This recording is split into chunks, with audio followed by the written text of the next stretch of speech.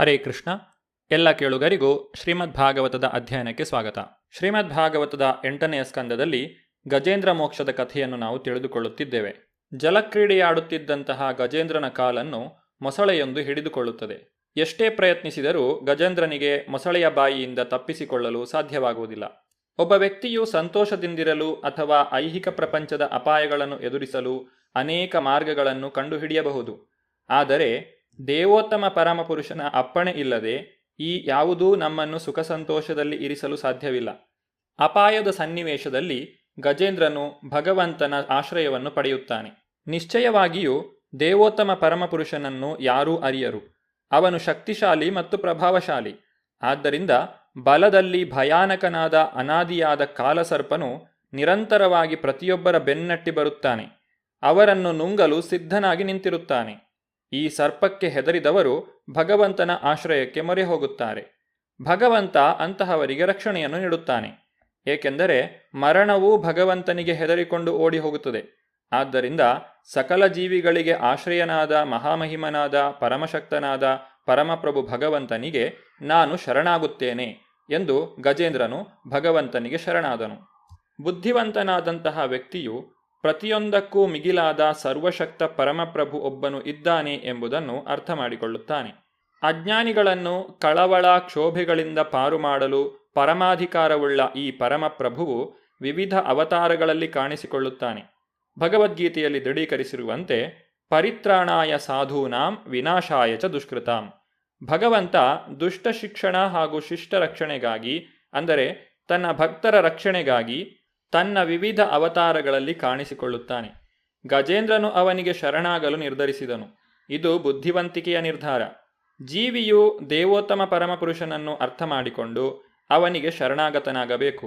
ಯಾವ ರೀತಿಯಲ್ಲಿ ಒಬ್ಬ ವ್ಯಕ್ತಿಯು ಸುಖ ಸಂತೋಷದಿಂದ ಜೀವಿಸಬೇಕು ಎಂಬುದನ್ನು ನಮಗೆ ಭಗವಂತನು ಸ್ವತಃ ಉಪದೇಶಿಸುತ್ತಾನೆ. ತೈತ್ತರೀಯ ಉಪನಿಷತ್ತಿನಲ್ಲಿ ತಿಳಿಸಿರುವಂತೆ ಭೀಷಾಸ್ಮಾದ್ ವಾತ ಪವತೆ ಭೀಷೋದೇತಿ ಸೂರ್ಯಃ ಭೀಷಾಸ್ಮಾದ್ ಅಗ್ನಿಶ್ಚಂದ್ರಶ್ಚ ಮೃತ್ಯುರ್ಧಾವತಿ ಪಂಚಮಃ. ದೇವೋತ್ತಮ ಪರಮಪುರುಷನ ಭಯದಿಂದಾಗಿ ವಾಯುದೇವ ಗಾಳಿ ಬೀಸುತ್ತಿದ್ದಾನೆ. ಸೂರ್ಯನು ಬೆಳಕು ಮತ್ತು ಶಾಖವನ್ನು ಕೊಡುತ್ತಿದ್ದಾನೆ ಮತ್ತು ಮರಣ ಪ್ರತಿಯೊಬ್ಬರ ಬೆನ್ನಟ್ಟಿದೆ.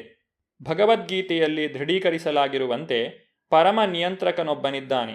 ಮಯಾಧ್ಯಕ್ಷೇಣ ಪ್ರಕೃತಿ ಸೂಯತೆ ಸಚರಾಚರಂ. ಪರಮ ನಿಯಂತ್ರಕನಿಂದಾಗಿ ಈ ಐಹಿಕ ಲೋಕವು ಚೆನ್ನಾಗಿ ಕೆಲಸ ಮಾಡುತ್ತದೆ. ಆದ್ದರಿಂದ ಬುದ್ಧಿವಂತರಾದವರು ಪರಮ ನಿಯಂತ್ರಕನು ಇದ್ದಾನೆ ಎಂಬುದನ್ನು ಅರ್ಥ ಮಾಡಿಕೊಳ್ಳುತ್ತಾರೆ. ಎಲ್ಲಕ್ಕೂ ಮಿಗಿಲಾಗಿ ಪರಮ ನಿಯಂತ್ರಕನೇ ನಮಗೆ ಉಪದೇಶವನ್ನು ನೀಡಲು ಹಾಗೂ ದೇವೋತ್ತಮ ಪರಮಪುರುಷನಿಗೆ ಹೇಗೆ ಶರಣಾಗತನಾಗಬೇಕೆಂಬುದನ್ನು ನಿದರ್ಶನ ಸಹಿತವಾಗಿ ತಿಳಿಸಲು ಶ್ರೀಕೃಷ್ಣನಾಗಿ, ಶ್ರೀ ಚೈತನ್ಯ ಮಹಾಪ್ರಭುವಾಗಿ, ಶ್ರೀರಾಮಚಂದ್ರನಾಗಿ ಅವತರಿಸಿ ಬರುತ್ತಾನೆ. ಭಗವದ್ಗೀತೆಯಲ್ಲಿ ಭಗವಂತನು ಸ್ಪಷ್ಟವಾಗಿ ಹೇಳಿದ್ದಾನೆ, ಮೃತ್ಯು ಸರ್ವ ಹರಶ್ಚ ಅಹಂ. ನಾನು ಸರ್ವಭಕ್ಷಕ ಮೃತ್ಯು. ಹೀಗೆ ಮೃತ್ಯುವು ಐಹಿಕ ದೇಹವನ್ನು ಸ್ವೀಕರಿಸಿರುವ ಜೀವಿಯಿಂದ ಪ್ರತಿಯೊಂದನ್ನೂ ಕಸಿದುಕೊಳ್ಳುವ ಪ್ರತಿನಿಧಿಯಾಗಿದೆ. ನಾನು ಮೃತ್ಯುವಿಗೆ ಹೆದರುವುದಿಲ್ಲ ಎಂದು ಯಾರಿಂದಲೂ ಹೇಳಲಾಗದು. ಅದೊಂದು ಮಿಥ್ಯೆ. ಪ್ರತಿಯೊಬ್ಬರೂ ಸಾವಿಗೆ ಹೆದರುತ್ತಾರೆ. ಆದರೆ ದೇವೋತ್ತಮ ಪರಮಪುರುಷನಿಗೆ ಶರಣಾಗತರಾದವರನ್ನು ಮೃತ್ಯುವಿನಿಂದ ಪಾರು ಮಾಡಬಹುದು. ಭಕ್ತನಿಗೆ ಸಾವಿಲ್ಲವೇ ಎಂದು ಯಾರಾದರೂ ಕೇಳಬಹುದು. ನಿಶ್ಚಯವಾಗಿಯೂ ಭಕ್ತನು ದೇಹವನ್ನು ತ್ಯಾಗ ಮಾಡಬೇಕು. ಏಕೆಂದರೆ ದೇಹವು ಭೌತಿಕವಾದದ್ದು. ಆದರೆ ವ್ಯತ್ಯಾಸವೆಂದರೆ ಶ್ರೀಕೃಷ್ಣನಿಗೆ ಸಂಪೂರ್ಣವಾಗಿ ಶರಣಾಗತರಾದವರಿಗೆ ಹಾಗೂ ಶ್ರೀಕೃಷ್ಣನಿಂದ ರಕ್ಷಿತರಾದವರಿಗೆ ಪ್ರಸ್ತುತ ಜನ್ಮವೇ ಕೊನೆಯದು. ಅಂತಹವರು ಮರಣಪಾಶಕ್ಕೆ ಗುರಿಯಾಗಲು ಮತ್ತೊಮ್ಮೆ ಜನ್ಮವೆತ್ತುವುದಿಲ್ಲ. ಭಗವದ್ಗೀತೆಯಲ್ಲಿಯೇ ಈ ಭರವಸೆಯನ್ನು ನೀಡಲಾಗಿದೆ. ತ್ಯಕ್ತ್ವಾ ದೇಹಂ ಪುನರ್ಜನ್ಮ ನೈತಿಮೇತಿ ಸೋರ್ಜುನ. ದೇಹತ್ಯಾಗ ಮಾಡಿದ ಭಕ್ತನು ಐಹಿಕ ದೇಹವನ್ನು ಮತ್ತೆ ಸ್ವೀಕರಿಸುವುದಿಲ್ಲ, ಆದರೆ ಭಗವದ್ಧಾಮಕ್ಕೆ ಮರಳುತ್ತಾನೆ. ನಾವು ಸದಾ ಅಪಾಯದಲ್ಲಿದ್ದೇವೆ. ಏಕೆಂದರೆ ಯಾವ ಕ್ಷಣದಲ್ಲಾದರೂ ಮರಣ ಸಂಭವಿಸಬಹುದು. ಆನೆಗಳ ದೊರೆ ಗಜೇಂದ್ರ ಮಾತ್ರ ಸಾವಿಗೆ ಹೆದರಿದವನಲ್ಲ. ಎಲ್ಲರೂ ಮರಣಕ್ಕೆ ಅಂಜಲೇಬೇಕು. ಏಕೆಂದರೆ ನಾವೆಲ್ಲರೂ ಅನಂತಾನಂತನಾದ ಕಾಲನೆಂಬ ಮೊಸಳೆಯ ಪಾಶದಲ್ಲಿ ಸಿಲುಕಿದ್ದೇವೆ ಮತ್ತು ಯಾವ ಕ್ಷಣದಲ್ಲಾದರೂ ಸಾವು ಸಂಭವಿಸಬಹುದು. ಆದ್ದರಿಂದ ಅತ್ಯುನ್ನತ ಮಾರ್ಗೋಪಾಯವೆಂದರೆ ಶ್ರೀಕೃಷ್ಣನ ಆಶ್ರಯವನ್ನು ಪಡೆಯುವುದು. ದೇವೋತ್ತಮ ಪರಮಪುರುಷನ ಆಶ್ರಯವನ್ನು ಪಡೆದು ಪುನರಪಿ ಜನನ ಪುನರಪಿ ಮರಣದಿಂದ ಕೂಡಿದ ಐಹಿಕ ಜಗತ್ತಿನಲ್ಲಿ ಅಸ್ತಿತ್ವಕ್ಕಾಗಿ ನಡೆಸುವ ಹೋರಾಟದಿಂದ ಪಾರಾಗುವುದು.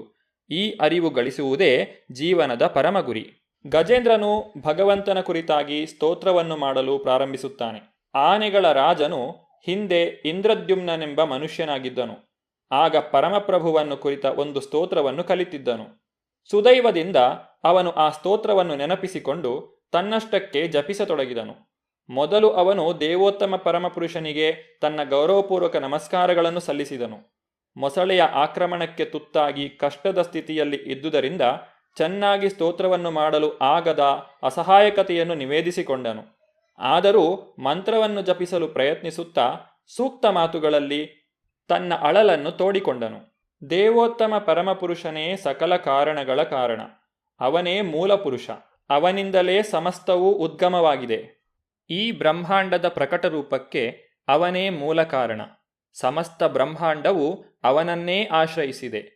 ಆದರೂ ಅವನು ಲೋಕೋತ್ತರನಾಗಿದ್ದಾನೆ. ಏಕೆಂದರೆ ಅವನು ಪ್ರತಿಯೊಂದನ್ನು ತನ್ನ ಬಹಿರಂಗ ಶಕ್ತಿಯ ಮೂಲಕ ಲೌಕಿಕ ಪ್ರಪಂಚಕ್ಕೆ ಸಂಬಂಧಿಸಿದಂತೆ ಮಾಡುತ್ತಾನೆ. ಅವನು ವೈಕುಂಠ ಅಥವಾ ಗೋಲೋಕ ವೃಂದಾವನವೆಂಬ ಆಧ್ಯಾತ್ಮಿಕ ಲೋಕದಲ್ಲಿ ಶಾಶ್ವತವಾಗಿ ನೆಲೆಸಿರುತ್ತಾನೆ. ಅಲ್ಲಿ ಅವನು ಶಾಶ್ವತ ಲೀಲೆಗಳಲ್ಲಿ ಮಗ್ನನಾಗಿರುತ್ತಾನೆ.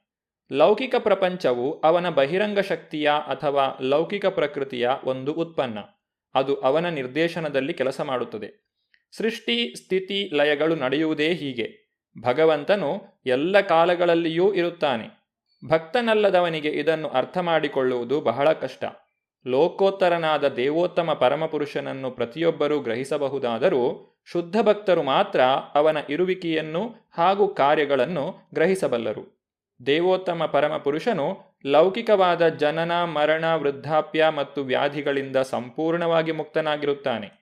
ಈ ಲೌಕಿಕ ಪ್ರಪಂಚದಲ್ಲಿ ಯಾರಾದರೂ ಅವನನ್ನು ಆಶ್ರಯಿಸಿದರೆ ಆಶ್ರಿತನೂ ಕೂಡ ಆ ದಿವ್ಯ ಸ್ಥಿತಿಯಲ್ಲಿ ಸನ್ನಿಹಿತನಾಗುತ್ತಾನೆ.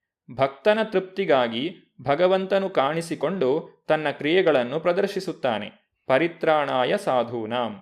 ಅವನ ಆಗಮನ, ನಿರ್ಗಮನ ಮತ್ತು ಇತರ ಲೀಲೆಗಳೆಲ್ಲ ಖಂಡಿತ ಲೌಕಿಕವಾದವುಗಳಲ್ಲ. ಈ ರಹಸ್ಯವನ್ನು ಬಲ್ಲವನು ಭಗವಂತನ ಸಾಮ್ರಾಜ್ಯವನ್ನು ಪ್ರವೇಶಿಸಬಹುದು. ಭಗವಂತನಲ್ಲಿ ಎಲ್ಲ ವಿರುದ್ಧ ಅಂಶಗಳು ಸಮನ್ವಿತವಾಗಿವೆ. ಭಗವಂತನು ಪ್ರತಿಯೊಬ್ಬರ ಹೃದಯದಲ್ಲೂ ನೆಲೆಸಿದ್ದಾನೆ.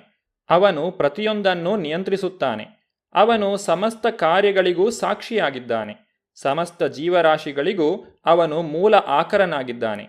ನಿಜವಾಗಿ ಎಲ್ಲ ಜೀವಿಗಳು ಅವನ ಅಂಶಗಳು. ಏಕೆಂದರೆ ಈ ಲೌಕಿಕ ಪ್ರಪಂಚದಲ್ಲಿ ಜೀವಿಗಳ ಆಕರನಾದ ಮಹಾವಿಷ್ಣುವಿಗೆ ಇವನೇ ಮೂಲ.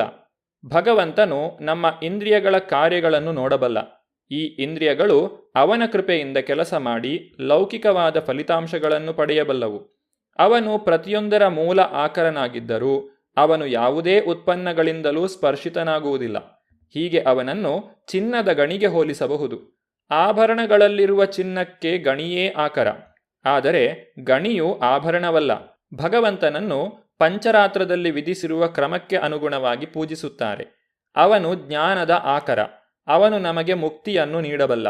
ಆದುದರಿಂದ ಭಕ್ತರ, ವಿಶೇಷವಾಗಿ ಗುರುಗಳ ಆದೇಶಕ್ಕೆ ಅನುಸಾರವಾಗಿ ಅವನನ್ನು ಅರ್ಥ ಮಾಡಿಕೊಳ್ಳುವುದು ನಮ್ಮ ಕರ್ತವ್ಯ. ಸತ್ವಗುಣವು ನಮಗೆ ಮರೆಯಾಗಿದ್ದರೂ ಸಾಧುಪುರುಷರ ಹಾಗೂ ನಮ್ಮ ಗುರುಗಳ ಉಪದೇಶವನ್ನು ಅನುಸರಿಸುವ ಮೂಲಕ ಲೌಕಿಕ ಬಂಧನಗಳಿಂದ ನಾವು ವಿಮೋಚನೆಯನ್ನು ಪಡೆಯಬಹುದು. ದೇವೋತ್ತಮ ಪರಮಪುರುಷನು ಭಗವದ್ಗೀತೆಯಲ್ಲಿ ತಾನು ನೀಡಿದ ಉಪದೇಶದ ಮೂಲಕ ಬದ್ಧಾತ್ಮನ ಕತ್ತಲೆಯನ್ನು ನಿವಾರಿಸಲು ಸಮರ್ಥನಾಗಿದ್ದಾನೆ. ಅವನು ದಿವ್ಯ ಗುಣಗಳ ಸಾಗರನಾಗಿದ್ದಾನೆ. ಜೀವನದ ದೈಹಿಕ ಕಲ್ಪನೆಗಳಿಂದ ಮುಕ್ತರಾದ ಸ್ವತಂತ್ರ ವ್ಯಕ್ತಿಗಳು ಮಾತ್ರ ಅವನನ್ನು ಅರ್ಥ ಮಾಡಿಕೊಳ್ಳಬಲ್ಲರು. ತನ್ನ ಅವ್ಯಾಜ ಕರುಣೆಯಿಂದ ಬದ್ಧಾತ್ಮನನ್ನು ಲೌಕಿಕ ಬಂಧನಗಳಿಂದ ಭಗವಂತನು ಬಿಡುಗಡೆ ಮಾಡಬಲ್ಲ. ವೈಯಕ್ತಿಕ ಅನುಚರನನ್ನಾಗಿ ಮಾಡಿಕೊಳ್ಳಲು ಅವನನ್ನು ಭಗವದ್ಧಾಮಕ್ಕೆ ಮರಳುವಂತೆ ಮಾಡಬಲ್ಲ. ಆದರೆ ಶುದ್ಧ ಭಕ್ತನು ಭಗವದ್ಧಾಮಕ್ಕೆ ಹಿಂದಿರುಗಲೂ ಬಯಸುವುದಿಲ್ಲ. ಅವನು ಲೌಕಿಕ ಪ್ರಪಂಚದಲ್ಲಿ ಕೇವಲ ಸೇವೆಯನ್ನು ಮಾಡುವುದರಲ್ಲಿಯೇ ತೃಪ್ತನಾಗಿರುತ್ತಾನೆ. ಶುದ್ಧ ಭಕ್ತನು ದೇವೋತ್ತಮ ಪರಮಪುರುಷನಲ್ಲಿ ಏನನ್ನೂ ಕೇಳುವುದಿಲ್ಲ. ಜೀವನದ ಲೌಕಿಕ ಕಲ್ಪನೆಯಿಂದ ಬಿಡುಗಡೆ ಹೊಂದುವುದು ಮತ್ತು ಭಗವಂತನ ದಿವ್ಯ ಪ್ರೇಮ ಸೇವೆಯಲ್ಲಿ ನಿರತನಾಗುವುದು, ಇದೊಂದೇ ಅವನ ಪ್ರಾರ್ಥನೆ. ಈ ರೀತಿಯಲ್ಲಿ ಗಜೇಂದ್ರನು ದೇವೋತ್ತಮ ಪರಮಪುರುಷನನ್ನು ಸ್ತುತಿಗೈಯುತ್ತಾನೆ. ಗರುಡವಾಹನನಾದ ದೇವೋತ್ತಮ ಪರಮಪುರುಷನು ಅವನ ಮುಂದೆ ಕಾಣಿಸಿಕೊಂಡನು. ಗಜೇಂದ್ರನು ತನ್ನ ಸೊಂಡಿಲನ್ನು ಮೇಲಕ್ಕೆತ್ತಿ ಭಗವಂತನಿಗೆ ನಮಸ್ಕಾರ ಮಾಡಿದನು. ಭಗವಂತನು ಗಜೇಂದ್ರನನ್ನು ಆತನ ಕಾಲನ್ನು ಹಿಡಿದಿದ್ದ ಮೊಸಳೆಯ ಸಮೇತವಾಗಿ ನೀರಿನಿಂದ ಹೊರಗೆಳೆದು ಮೊಸಳೆಯನ್ನು ಕೊಂದು ಗಜೇಂದ್ರನನ್ನು ಕಾಪಾಡಿದನು. ಗಜೇಂದ್ರ ಮೋಕ್ಷದ ಮುಂದುವರಿದ ಭಾಗವನ್ನು ನಾವು ಮುಂದಿನ ಸಂಚಿಕೆಯಲ್ಲಿ ನೋಡೋಣ. ಧನ್ಯವಾದಗಳು. ಹರೇ ಕೃಷ್ಣ.